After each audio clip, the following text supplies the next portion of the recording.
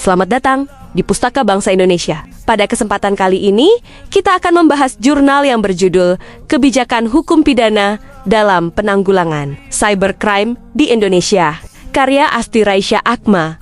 Perkembangan teknologi informasi dan komunikasi di Indonesia telah membawa perubahan besar dalam berbagai sektor kehidupan, mulai dari ekonomi, pendidikan, hingga sosial. Namun, kemajuan digital ini juga memunculkan ancaman baru berupa kejahatan siber atau cybercrime. Indonesia kini termasuk negara dengan tingkat kejahatan siber tertinggi di Asia Tenggara. Kasus-kasus seperti phishing, ransomware, dan pencurian data pribadi menjadi masalah serius yang menunjukkan lemahnya kesadaran keamanan digital masyarakat serta belum optimalnya perlindungan hukum. Meskipun telah ada Undang-Undang Informasi dan Transaksi Elektronik, Undang-Undang ITE dan Undang-Undang Perlindungan Data Pribadi, Undang-Undang PDP, penerapan hukumnya masih menghadapi banyak kendala.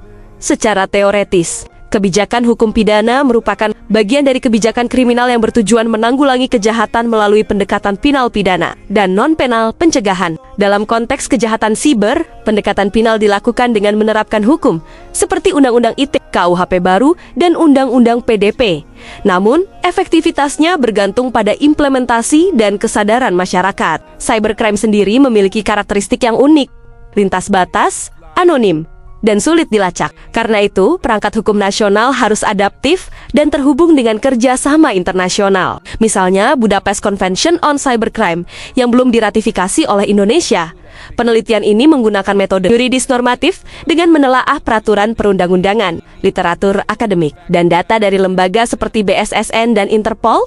Hasil penelitian menunjukkan bahwa perangkat hukum seperti Undang-Undang ITE, KUHP baru, dan Undang-Undang PDP telah menjadi fondasi penting dalam pengaturan kejahatan siber. Namun, dalam praktiknya masih ditemukan berbagai kelemahan. Misalnya, keterlambatan adaptasi hukum terhadap perkembangan teknologi, keterbatasan kemampuan aparat penegak hukum dalam menangani bukti digital, serta minimnya literasi digital masyarakat. Sejumlah kasus besar seperti kebocoran data Tokopedia 2020, BPJS Kesehatan 2021, dan dugaan kebocoran My Pertamina 2022 menunjukkan lemahnya sistem keamanan digital di Indonesia dan belum optimalnya penegakan hukum siber.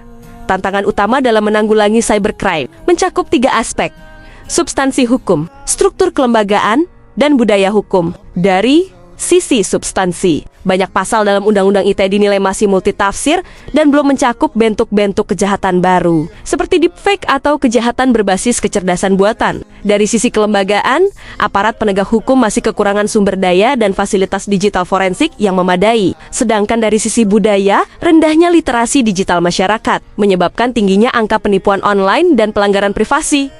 Sebagai kesimpulan, kebijakan hukum pidana Indonesia dalam menghadapi cybercrime masih berada pada tahap pengembangan. Segera kirimkan naskah terbaik Anda dan bergabunglah bersama kami di Pustaka Bangsa Indonesia. Jangan lupa share ke teman-temanmu.